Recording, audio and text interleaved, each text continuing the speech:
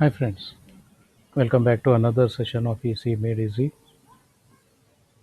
After looking at how transistor can be used as an amplifier, various configuration of transistor as amplifier, and then looking at some details about the operating point and various modes of operation, regions of operation and all. I'm sure you're pretty much confused. Yes, because it was the previous lecture was more technical session. So let's simplify it and get back to our real time example and see what we were trying to tell in our previous lecture. Okay, getting back to our two tank model, we have one tank filled with water with a piston and another tank connected to it. The only difference is the first tank is wider and the second tank is narrower. So the second tank is narrower, first tank is wider, and we have a piston here, and that's our initial arrangement for our experiment to be conducted now. So before the piston was placed, so the water was allowed to flow to the other tank, and the two levels are equal when we started. The water levels on the two sides of the channel were of equal height. And now let us begin our journey. Let's just push the piston a little inside deeper. Then water is pumped out. A small height change you can see in the water level on the left tank because of the piston pulling inside, and this much of water gets displaced to the second tank. And because second tank is smaller in capacity, therefore this much of volume is sufficient to make so much of change in this level. So this much of small volume will make so much of change in height here. So you just pump in a little, this pumps out more, then pump back little, it pumps back more, then pull out little, it pulls water back.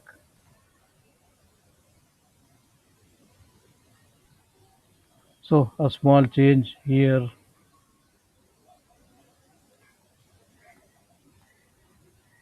a small change here is going to affect a large change here.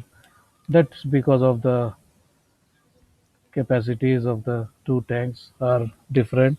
This tank capacity is big, this tank capacity is small, and because of that, you feel this effect. So, small change here is going to create a large change here, and that is what is the concept of amplifier in our transistor version.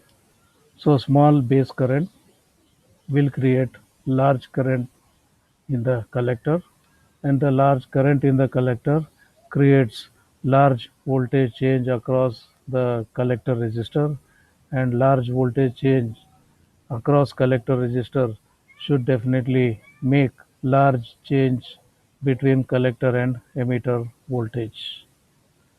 So that's the idea of amplification, how the amplification is done. So a simple experiment just tells it.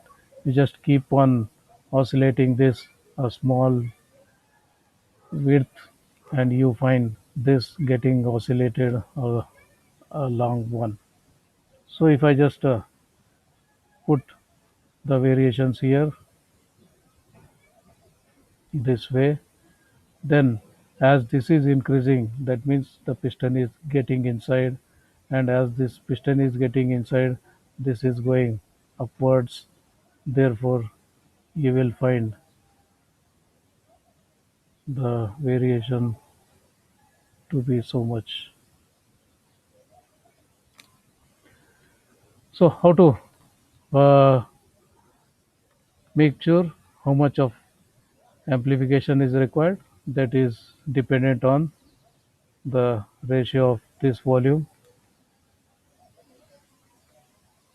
or to be precise, the cross-sectional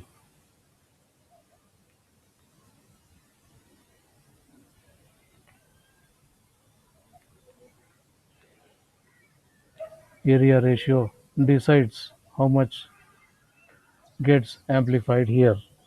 So this is related to our HFE or beta, that is IC by IB.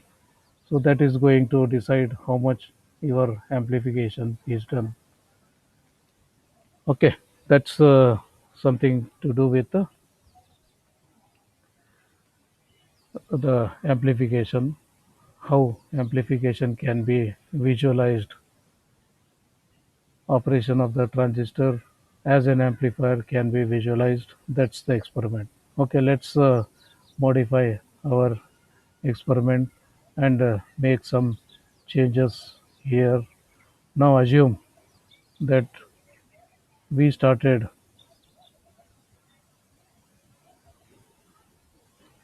our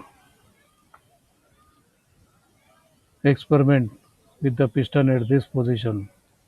We started our piston at this position, and then if you try to push in, then definitely it's not going to make any change here, because pushing here will not make any water pump out. Therefore, this level is not going to change. So just try to make the position of the piston anywhere here. You are sure that the water level here is not going to change. So this region, if the piston is moving in this region, the output is not visible. So no change in the output is visible. So this we can relate with our cutoff region of operation. Done. Okay, let's get to another end where the piston is on the top of the tank, and the top of the tank is closed. So the piston cannot go on the other side. It can only come one side. So it can only come inside. Therefore, it can only increase the level, but it cannot go out. Therefore, there is some maximum limit to which this can get below. So below this, it cannot go. So this was our saturation level. Yes, you can get in, and you can make this move out. You can get up, and as you get this piston upside, then water gets pulled in, so the level comes down. So there is some maximum limit for this. This we relate with our VCC. So when we are at this point, it goes up to VCC, and you do anything here, definitely this is not going to change, because a moving piston in this side is not going to displace any water. So therefore you have this level to be constant. Now what is it saying? It is saying that if you want the whole cycle to be visible at the output, then make sure that the piston is put somewhere in the center, not on this end, not on this end. So the two ends are not to be used. It should be used somewhere in the center. So make sure that your experiment is begun with the piston in the center. Then you make the pistons move up and down. This will make water get displaced this to and fro, and hence this water level keeps moving up and down, and hence you can find a small change on this piston will make a large change in this water level. So that's amplification effect you can find. If you get into this, then only this side of the region, only this side of the region is visible here, and if you get here, then only this side of the region is visible here. If it is not allowed to go up, therefore you don't find the uh, pulling of water, so reduction of water level is no more possible. So that's a minimum level you can have, but you can pump in and water level rises. This one is the minimum level, so it gets you maximum level here, and if you pull it, then water comes out into this tank and this level falls. So you can only make work in this direction, here in this direction, whereas for this particular case it is both directions possible. That's what we were talking about with our load line. So this is our VCC point. So that is the position where you talk about cutoff, and this is your maximum current possible, AC max, that is VCC by RC, and that is this minimum voltage, maximum current. So this point refers to this value, this point refers to this value. That means if you keep your transistor working in cutoff region, then only one cycle, half cycle of the input can be made to amplify, other half is not visible to the output.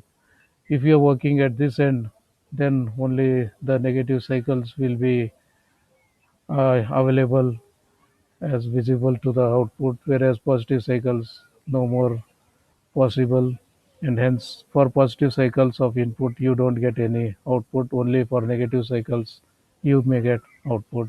But when it comes the operating point in the center, then yes, it is similar to this situation. So you can move in both the directions, and this can be moved in both the directions, and hence the current gets changing, the VCE gets changing, and hence you find oscillating effect on the output voltage or collector current, and hence a small change in the base current is going to create large change in the collector current, and large change in the collector current in turn changes the VCE at a maximum larger quantity, and hence amplification effect is felt. So that's the analogy we can talk about coming to the operating point. So that's the cutoff region. This is our saturation region. This is our active region.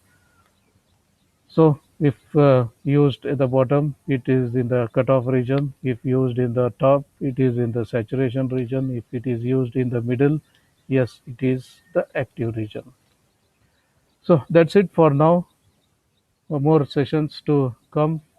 So till then, take care. Bye. See you.